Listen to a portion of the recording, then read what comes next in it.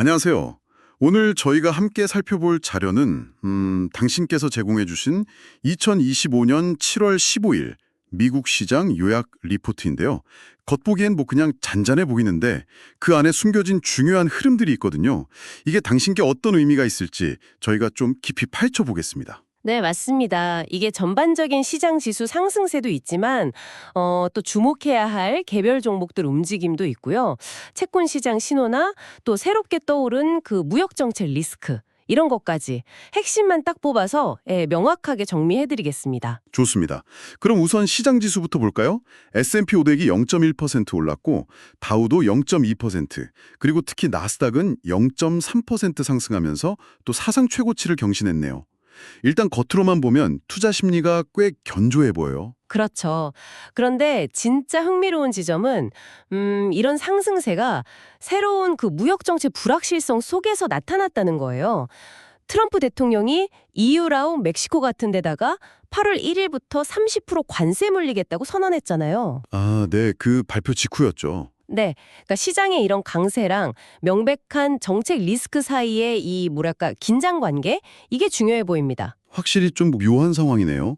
그럼 이런 분위기 속에서 개별 종목들은 어땠나요? 빅테크는 좀 조용했던 것 같은데. 네, 빅테크는 대체로 좀 안정적이었고요. 대신에 일부 종목들 약진이 아주 두드러졌습니다. 팔란티어, PLTR이죠. 이건 신고가를 경신했고 네. 로블록스, IBLX 이거 뭐 저희가 봤던 진입가 대비해서 50% 이상 올랐어요. 와, 50% 이상이요? 대단하네요. 네, 그리고 서클 CLL, 코웨이브, CLW, 쇼피파이 같은 이런 기술 기반 성장주들 있잖아요. 이런 것들도 시장 수익률을 훨씬 웃도는 강세를 보였죠. 이 개별 종목들 모멘텀이 지금 상당히 흥미롭습니다. 그렇군요. 개별 주식들은 이렇게 뜨거운데 그럼 좀 더 큰 그림에서 채권 시장은 어떤 신호를 주고 있나요? 채권 시장을 보면요. 일단 10년 만기 국채 수익률이 조금 올라서 한 4.43에서 4.44% 수준이고요. 2년 만기는 약 3.90%, 그리고 30년 만기는 한 4.96% 정도 됩니다. 단기보다 장기 금리가 높은 정상적인 형태는 유지하고 있네요. 네, 그렇죠. 장단기 금리가 다 같이 오르면서 수익률 곡선 자체는 일단 정상적인 모양새입니다. 근데 이게 더 큰 그림이랑 어떻게 연결되냐면 이번 주에 발표될 6월 CPI 또 PPI, 그러니까 소비자 물가 지수랑 생산자 물가 지수 발표에 대한 어떤 경계심 이런 거랑 연관 지을 수 있어요.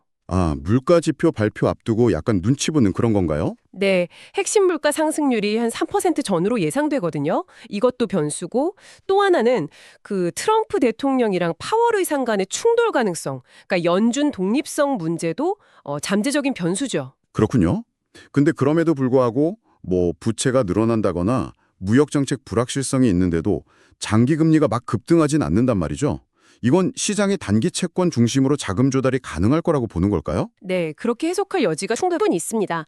그러니까 당장의 유동성 확보 가능성에 좀 더 무게를 두는 거죠. 아직은 이런 위험 요인들이 장기 금리를 막 끌어올릴 정도는 아니라고 판단하는 그런 시각으로 볼 수 있어요. 물론 이 균형은 언제든 깨질 수 있다는 점은 염두에 둬야 하고요. 네, 알겠습니다. 이런 미국의 복잡한 상황이 글로벌 시장에도 영향을 미쳤을 텐데요. 다른 나라들은 어땠나요? 네, 미국의 그 관세 발표 때문에 유럽 증시는 조금 내렸어요. 근데 중국은 오히려 수출이 잘 나와서 증시가 강세를 보였고요. 이렇게 지역별로 반응이 좀 엇갈렸습니다. 그렇군요. 원자재 쪽은 어떻습니까? 원자재 중에서는 은 가격이 눈에 띄게 올랐어요. 14년 만에 최고치라고 하더라고요. 달러는 여전히 강세를 유지하고 있고요. 은 가격 상승이라 이것도 흥미로운 지점이네요. 자, 그럼 이 모든 걸 종합해서 우리가 주목해야 할 핵심 위험 요인들을 좀 정리해 주시죠. 네, 정리를 해보면 시장이 겉으로는 강해 보이지만 속으로는 여러 변수를 안고 있는 거죠. 첫째는 역시 트럼프발 무역전쟁 리스크 재점화 가능성. 둘째는 이번 주에 나올 인플레이션 지표 결과. 이게 예상보다 높게 나오면 좀 충격이 있을 수 있겠죠. 셋째는 연준 독립성 관련 불확실성, 정치적인 변수고요. 마지막으로 JP모건, 넷플릭스, TSMC 같은 주요 기업들 실적 발표도 이제 줄줄이 예정되어 있습니다. 그래서 중요한 질문은 이거죠. 이 여러 위험 요인들 중에서 과연 어떤 것이 앞으로 시장 방향에 가장 큰 영향을 미칠까? 이걸 계속 지켜봐야 합니다. 네, 오늘 살펴본 것처럼 미국 시장 나스닥 최고치 경신 같은 강한 모습도 있지만 이면에는 무역 갈등, 인플레이션 우려, 또 연준 관련 불확실성 같은 상당한 잠재 위험 요인들이 같이 있는 상황입니다. 그 와중에도 팔란티어나 로블록스 같은 특정 성장주들은 아주 강한 모습을 보였고요. 그래서 마지막으로 당신께 한번 생각해 볼 만한 질문을 하나 던져보고 싶습니다. 이렇게 거시적인 위험 요인들이 곳곳에 있는데도 불구하고 시장 참여자들이 팔란티어, 로블록스 같은 어떤 개별 기업의 성장 스토리에 이렇게 집중하는 모습, 이게 뭘 의미할까요? 어쩌면 투자자들이 표면적인 시장의 여러 잡음들 너머에서 자신들이 믿는 진짜 미래 가치를 어디에서 찾고 있는지를 보여주는 그런 단서가 아닐까 한번 곱씹어 보시면 어떨까 싶습니다. 네, 아주 흥미로운 질문이네요. 오늘 저희와 함께 해주셔서 감사합니다.